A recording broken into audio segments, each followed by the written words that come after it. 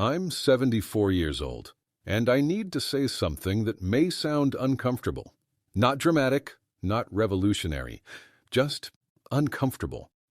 Most of what we believe about success, about aging, about having time, is built on an illusion, and I know that because I built my entire life on it. For more than 5 decades, I thought I was doing everything right. I followed the plan. Work hard, climb steadily, provide well, be responsible. That was the formula handed to me, and I obeyed it without question. By the time I turned 50, I had the position I'd chased for years, a corner office, a respectable title. People stood when I walked into conference rooms. I had a house that impressed visitors and a retirement account that made financial advisors nod approvingly. From the outside, I was the example. Inside, I was tired, but I ignored that part. Then, one ordinary Tuesday afternoon, my body interrupted the performance. I was sitting in a strategy meeting, talking about growth targets and projections for the next quarter. I remember pointing at a graph. I remember explaining something about expansion. And then I remember nothing. When I opened my eyes, there was a ceiling I didn't recognize. White lights, a faint beeping sound. My wife's face hovering over mine, pale and terrified. The doctor later called it a serious cardiac episode. Such calm language for something that nearly ended me. He told me I was fortunate that I had arrived at the hospital in time. Fortunate. I had just come within inches of disappearing, and they called it fortune. But lying there, unable to move much, tubes in my arms, something strange happened. For the first time in years, I had nothing to do.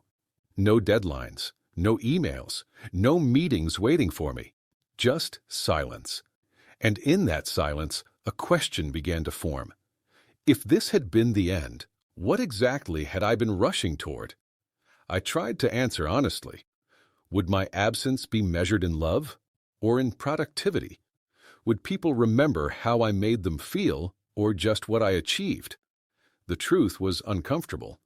I had built security, stability, structure, but I had postponed presence. I kept telling myself I was doing it for my family, and in many ways I was. But there's a difference between providing for people and being with them. I confused the two. For years, I told myself, once things calm down, I'll slow down. But things never calm down. They just rearrange. There's always another milestone, another level, another reason to wait. After I was discharged from the hospital, I returned home physically weaker, but mentally restless. I began to notice things I had overlooked for decades. The dining table felt larger than I remembered. My wife sat across from me one evening, quietly eating soup. I realized we hadn't had a real conversation in months. We discussed schedules, groceries, appointments, but not dreams, not fears, not feelings. When had that stopped? Or had we ever truly done it? I started thinking about my children, the school plays I missed because of travel, the weekends I spent catching up on work, the times I said, "Not now, I'm busy." I always assumed there would be more time. That assumption is dangerous because time doesn't announce when it's about to close a door. A few months after the incident, I attended the funeral of a former colleague. He was younger than me, brilliant, tireless, admired. People spoke about his achievements, the company he built, the awards he won, but when his daughter stood to speak, her voice trembled. She said, "I wish I had known him outside of his work." That sentence stayed with me. It followed me home. It sat beside me in the evenings. Success is loud while you're chasing it, but regret is loud when you're alone. And regret doesn't care about titles. Here's something I wish someone had told me when I was 30. Ambition is not wrong. Responsibility is not wrong. Building something meaningful is not wrong. But if your entire identity is tied to productivity, you become fragile. Because the moment your body slows down or your job ends, you don't know who you are. That's what scared me most after the hospital. Not death, but emptiness. If I wasn't the provider or the executive or the reliable one, who was I? I had neglected friendships. I had allowed hobbies to disappear. I had postponed travel. I had delayed apologies. I had assumed relationships would wait patiently for me. Relationships don't vanish overnight. They fade gradually, like paint exposed to sunlight. You don't notice it day by day. Then one afternoon you look closely and realize the color is gone. I began asking myself a simple question every morning. If today were limited, would I live it differently? For most of my life, the answer would have been yes, and that realization hurt. We live as though life is a rehearsal, as though the real living will begin later, after the promotion, after retirement, after the mortgage is paid. But later is not guaranteed. The irony is this: when I believed I had endless time, I wasted it. Now that I understand time is fragile, I treasure small moments. A quiet cup of coffee with my wife, a phone call with my son that isn't rushed, sitting outside without checking the clock. Simple things. Embarrassingly simple. If you're listening to this and you're younger than me, you may think you already know this. I thought I did too. But knowing something intellectually is different from rearranging your life around it. I'm not telling you to abandon your career. I'm not telling you to ignore responsibility. I'm asking you to examine what you're postponing. Who are you waiting to call? What are you waiting to try? What apology are you delaying? What joy are you pushing into the future because it doesn't seem urgent? Urgency is deceptive. The truly important things rarely scream for attention. They whisper. And if you're too busy, you won't hear them. I almost didn't. After I came home from the hospital, everything looked the same. Same house, same furniture, same neighborhood sounds in the evening. But I didn't feel the same inside. There's something about seeing the edge of your life that rearranges your priorities without asking permission. For the first few weeks, I tried to return to normal. I answered emails, took calls, reviewed documents from home. I told everyone I was recovering well. But late at night, when the house was quiet, I felt a heaviness in my chest that had nothing to do with my heart. It was realization. I began noticing the small absences in my life. My phone rarely rang unless someone needed something. Old friends had stopped inviting me to things years ago. I couldn't remember the last time I laughed without checking my watch. I had built a life of usefulness, but not necessarily closeness. One evening, my wife sat across from me again at the dining table, the same table where I had eaten hundreds of rushed meals before heading back to work. She looked at me carefully. "You're different," she said. I asked her what she meant. She paused for a long time before answering. "You're here, but you weren't always here."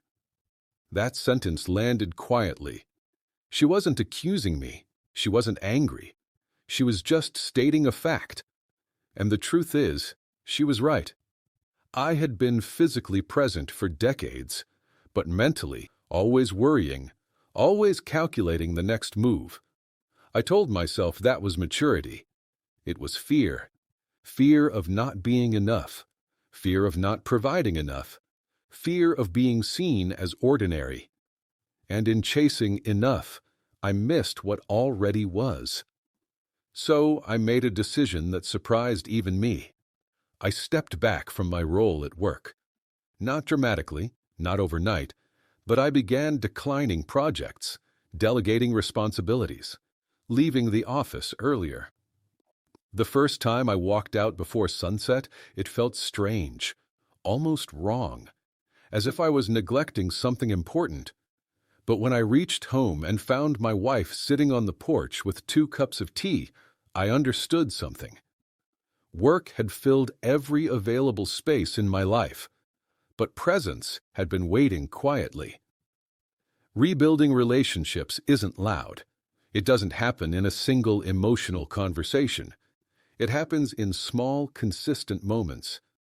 I started calling my brother every Sunday morning.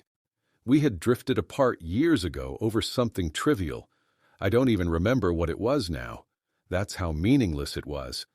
But pride had kept us silent. When he answered the phone the first time, there was hesitation in his voice. We talked awkwardly at first.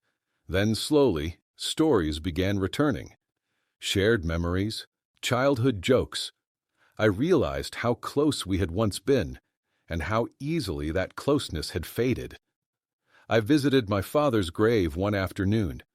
He had passed years before my heart episode. There were so many conversations we never had. I stood there longer than I expected to. You don't get do-overs with parents. That's something young people struggle to believe. You think they will always be there, until they aren't. I apologized out loud, even though he couldn't hear me. Maybe it was for him. Maybe it was for me. I began spending time with my grandchildren in ways I hadn't with my own children. Sitting on the floor, listening to their endless stories, letting them explain things to me. They don't care about my past achievements. They care if I'm paying attention. That realization is humbling and freeing. I also noticed something unexpected. When I slowed down, I didn't lose respect. I gained peace. The world did not collapse because I stopped pushing it forward. The company continued without me. Meetings continued. Decisions were made. For decades, I believed I was indispensable. None of us are. And that's not depressing. It's liberating. It means you're allowed to live. There is a quiet sadness in reaching your 70s. You become aware that the future is shorter than the past. There are fewer beginnings ahead of you, more endings. But there is also clarity. I don't wake up chasing anything anymore. I wake up grateful for ordinary things. A stable heartbeat, morning light through the curtains, my wife humming in the kitchen. At 50, I thought life was about expansion. At 74, I understand it's about depth. Depth of conversation, depth of connection, depth of gratitude. You can own many things and still feel empty. You can achieve many milestones and still feel unfinished. But one sincere conversation can feel complete. If I could speak to my younger self, I wouldn't tell him to work less. I would tell him to be awake, to notice when his daughter was trying to tell him about her day, to notice when his wife wanted to talk about something deeper than bills, to notice when his own body was whispering exhaustion. We ignore whispers until they become alarms. My alarm was a hospital ceiling. Yours may be different, or it may never come as dramatically. Sometimes the cost is quieter.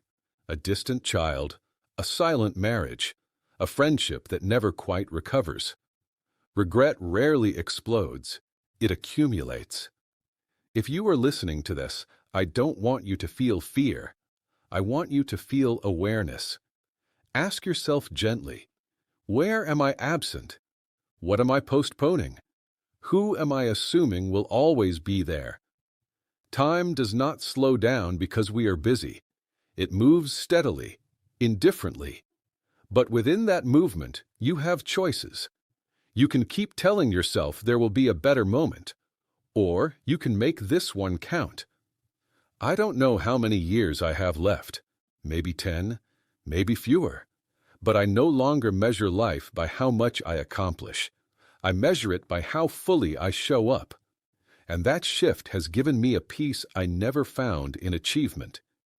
If something in this story feels familiar, don't wait for a hospital bed to change. Make one small adjustment, one call, one honest conversation, one afternoon reclaimed from unnecessary busyness. Life doesn't demand dramatic transformations. It asks for attention. I am 74 years old. I almost ran out of time before I understood that. Don't spend decades climbing towards something that won't hold you at the end. Hold the people that matter. Say what needs to be said. And when you sit quietly years from now, may your heart feel full, not just accomplished. That is all I have left to offer. Not advice, just truth. From someone who learned it later than he should have.